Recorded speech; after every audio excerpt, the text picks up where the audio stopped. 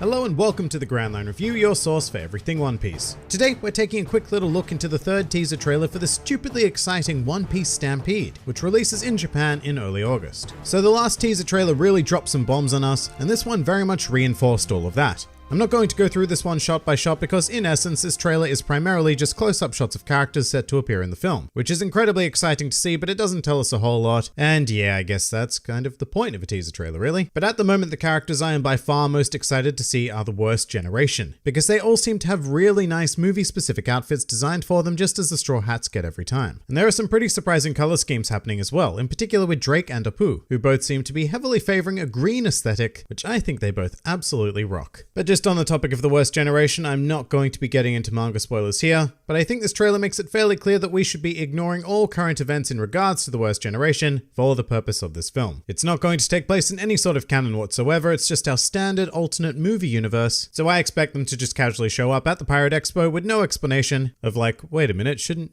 you be elsewhere? But that leads us into a big breakthrough of the trailer actually. So if you watched my previous Stampede video covering the announcement of the massive cast list, you'll be familiar with why I was quite skeptical of all of these characters actually being in the film, and it has to do with Anne. Anne is a Devil Fruit user from the Tokyo Tower live show who essentially has the power to create illusions of people. So as a result, my biggest fear going into Stampede was that the Pirate Expo would be a giant sham, and that the Straw Hats would end up being the only real characters there, with everyone else being an illusion crafted by Anne's Devil Fruit. However, this trailer pretty much completely and very thankfully blows that idea away, and it's all because of this one shot of Blackbeard. So he was previously confirmed to be in the film, which is a pretty big deal and all considering he's a Yonko. However, in the trailer he appears with his pre-time skip character design. That is very suspicious on its own, but his eyes also appear to be a different color. So I feel like it's quite obvious that this particular shot of Blackbeard is an illusion, and why this shot gives me hope for everybody else in the film is because they appear in all of their post-time skip glory with their eyes looking perfectly normal. Of course, this isn't to say that post-time skip Blackbeard will not be in the film, I just think that this particular shot is definitely an illusion. And this newfound confidence extends to the Marines as well, because for the most part they all look like they're becoming very clearly involved in something, like the shot of Kizaru on the ship with the ominous overcast. It's not like he's just sitting in an office for a cameo or something, he is getting involved. And it looks like Hina is well and truly doing the same on whatever island the expo is taking place on, but the one person who gives me pause for thought is Garp, just because the shot we have of him is so extremely close up, so he could be doing the classic Marine in Office movie cameo thing. But Garp is a tricky one though. You would think that in a film so heavily focused on the Roger Pirates that Garp would warrant a pretty decent role, but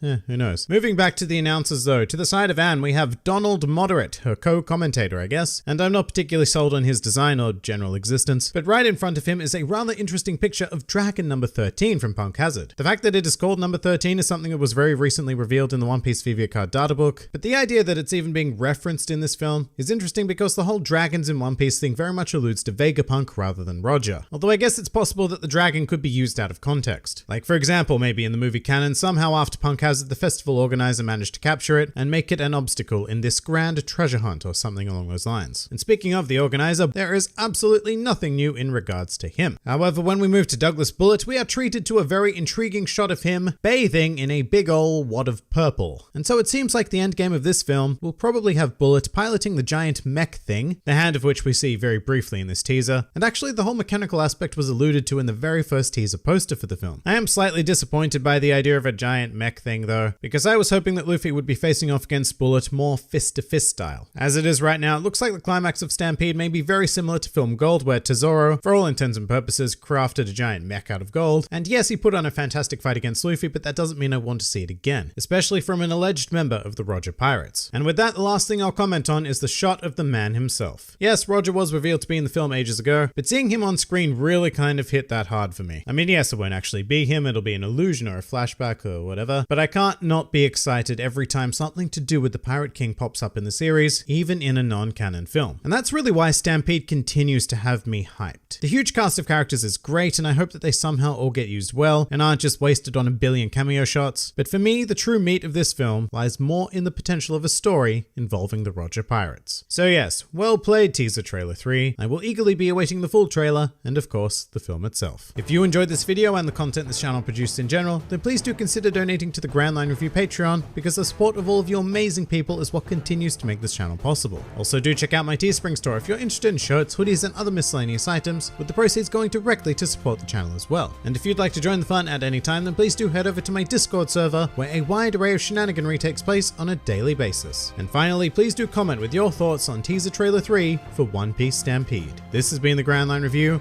and I'll see you next time.